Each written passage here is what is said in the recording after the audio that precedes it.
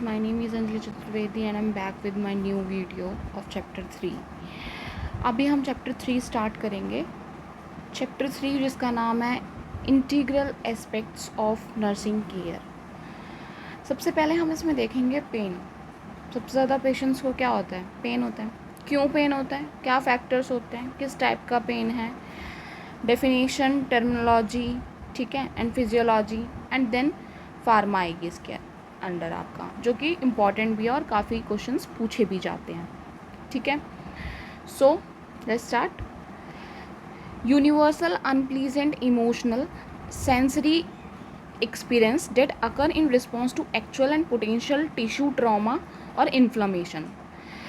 अगर आपसे कोई पूछता है तो 5th vital science, 4 vital science आप मुझे बताओगे कमेंट बॉक्स में कि क्या क्या होते हैं. बाकी 5th वाइटल साइन अगर हम पूछें तो क्या होता है, तो वो पेन है. हम किसी पेशेंट को देख, मतलब अगर उसे अनप्लीजेंट लग रहा है किसी चीज़ में, सेंसरी एक्सपीरियंस हो रहे हैं, ठीक है, रिस्पॉन्स टू एक्चुअल और पोटेंशियल टिश्यू ट्रॉमा है, इन्फ्लामेशन है, तो पेन होता है ना. बर्न्स के पेशेंट में सबसे ज़्यादा पेन होता है. ये इसे दो तरीके से, एक होता है subjective pain which is whatever client is saying, ठीक है, जो क्लाइंट बोल रहा है, that is called subjective pain. And the third is perception of client's pain is influenced by multiple factors. Previous pain experience कि पहले से उसको पेन हो रहा था, उसलिए वो डर रहा है दोबारा से इंजेक्शन लेने में. Emotional, physical and psychological status, इन सब पे डिपेंड करता है पेन. पेन 2 तरीके के होते हैं, जैसे कि acute pen, second is chronic pain. Acute pain कहते हैं माइल्ड टू सीवियर पेन होता है, lasting less than 6 months. Acute pain मतलब 6 महीने से कम टाइम हुआ है. Usually associated with specific injury, involve sympathetic nervous system. ये ज़रूरी बहुत इंपॉर्टेंट है कि एक्यूट पेन में कौन सा नर्वस सिस्टम इन्वॉल्व हो रहा है, sympathetic nervous system. Leads to increase, अब सिंपैथेटिक इंक्रीज हो रहा है तो इस टाइम पे क्या चीज़ याद रखना है हमें, हमेशा जहाँ पे भी ऐसा मिले एसएनएस और पीएनएस लिख लिया करो. उसके बाद एसएनएस में क्या होता है, इंक्रीज हो जाता है हार्ट रेट, इंक्रीज हो जाता है पल्स रेट, ठीक है, वॉल्यूम भी इंक्रीज हो जाएगा, डेप्थ ऑफ रेस्पिरेशन इंक्रीज हो जाएगा, BP, glucose level, urine production and in peristalsis decrease होता है.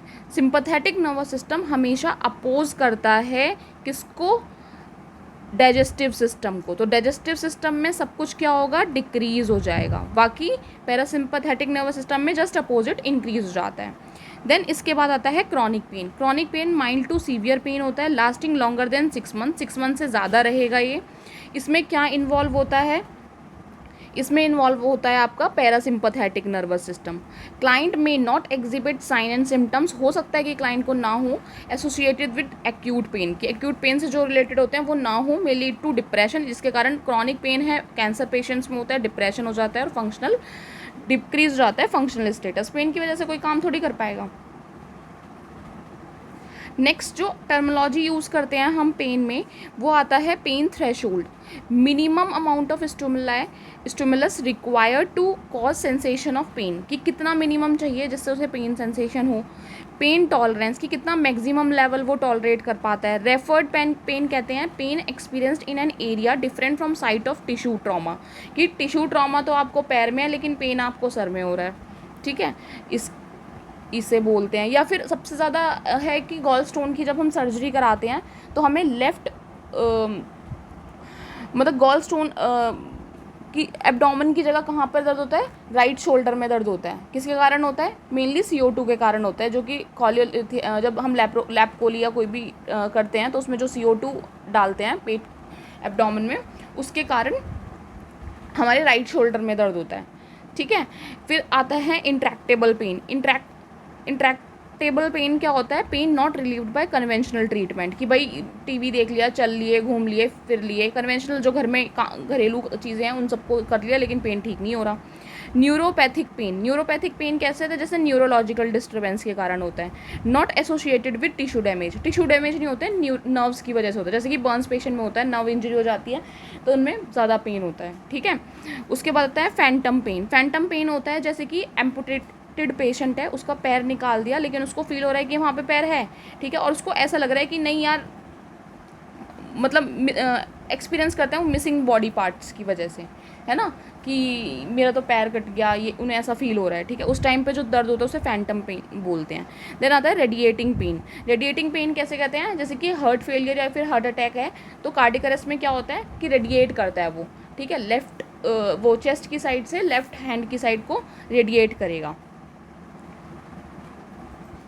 Now physiology. फिजियोलॉजी क्या है, फिजियोलॉजी पेन की, sensory neurons nociceptors in peripheral nervous system are stimulated by biochemical mediators।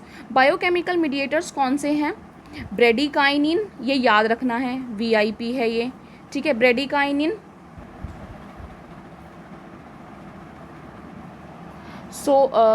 ये चैप्टर हमने इसका नेक्स्ट टॉपिक हम सेकेंड पार्ट में डिस्कस करेंगे।